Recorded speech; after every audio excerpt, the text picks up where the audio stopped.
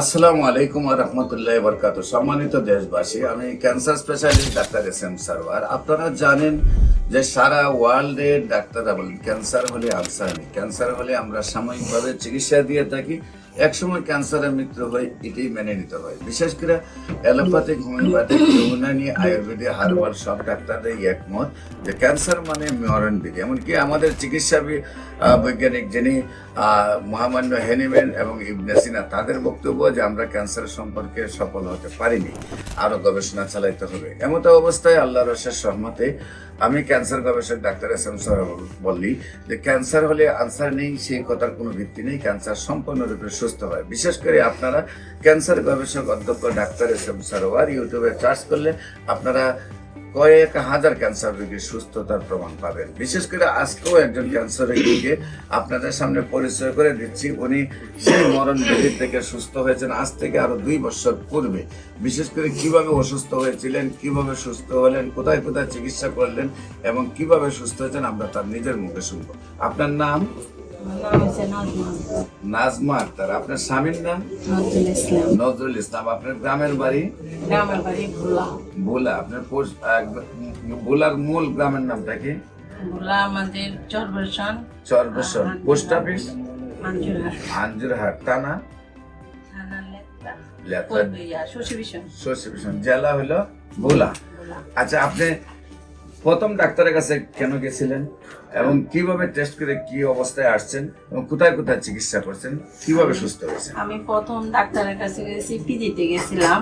তখন জরায়ু টেস্ট করার জন্য গেছি। তখন ব্রেস্টের ডাক্তারও দেখাইলাম। পরে বলছে যে আপনার ব্রেস্টের সমস্যা আছে, ইউএনজিতে আলট্রাসাউন্ড করে। তখন আমি ওখানে গেছি, ওখানে যাইয়া আলট্রাসাউন্ড করতে পারি না, ওদের টাইম নিয়েছে 1 মাসের জন্য। তো আমি হাজবেন্ডের কাছে ফোন দিয়েছি, বলছে তুমি তাড়াতাড়ি চলে আসো, আমরা প্রাইভেট ভাবে দেখাবো। তারপর 10 নম্বর পপুলারে দেখাইছি। দেখানোর পরে উনি আমাকে ওষুধ দিয়েছে। ওষুধ দিয়ে বলছে যে আপনি খান, 2 মাস পরে আমার সাথে দেখা করবেন। তখন ব্রেস্টে কি প্রবলেম হইতো? কোনো প্রবলেমে হয় না। তারপরে বলছে যে উনি বলছে যে কমলার খোসার মতন যদি হয়ে আসে তাহলে সাথে সাথে আপনি দৌড়ে আসবেন আমার কাছে। তো আমার হয় না। তারপর আমি 2 মাস পরে আসলাম। আসার পরে অনেক টেস্ট করাইছে, ধরা খায় না। পরে বায়োপসি করানোর পরে ধরা খাইছে যে ক্যান্সার 1 স্টেজে। পরে পরামর্শ নিয়ে তারপর অপারেশন চিকে নিয়েছে, বেস্ট লেদা হয়েছে। পরে দেওয়ার পরে আরো 10 জন ডাক্তার দেখাইছি, কেমন ডাক্তার। কেউ বলেছে যে ওষুধ খাইলে ভালো হয়ে যাবে, আর কেউ বলছে যে কেমো দেওয়া লাগবে, আর কেউ বলছে থেরাপি রেডিওথেরাপি লাগবে। পরে আমার হাজবেন্ডের ডিসিশন নিয়েছে কেমো দেওয়ার জন্য। 6টা কেমো দেওয়ার কথা ছিল, আমি 3টা দিয়ে তারপরে আর দিই না দেওয়ার পরে আমি এই ওষুধ খাইছি। তারপরে আমি ইন্ডিয়া পাসপোর্ট করি, ইন্ডিয়া গেলাম, আমার কলকাতা গেছি, ওখানে ডাক্তার দেখাইছি। আমি সম্পূর্ণ রিপোর্ট নিয়ে গেছি। বলছে যে বাংলাদেশের ট্রিটমেন্ট চলবে, আপনি তো বেস্টটা নিয়ে আসেন না। ওটা নিয়ে আসলে আমরা বুঝতে পারতাম যে ক্যান্সার কোন পর্যায়ে চলে গেছে। তারপর ওখানে আমি আবার সরকারিভাবেও দেখাইছি, ফুল বডি আমারে চেক আপ করতে বলছে। পরে আমি আর পড়াই না, বাংলাদেশে চলে আসছি। আসার পরে আমার এক ভাইনার শ্বশুর ঢাকা মেডিকেলেতে, ওনাকে ফেরত দিয়েছে। পরে আপনার ট্রিটমেন্টে উনি ভালো হয়েছে। তারপরে ওনার বাড়ি কোথায়? ভোলা। ভোলাতে। হ্যাঁ। ওনার নাম কি?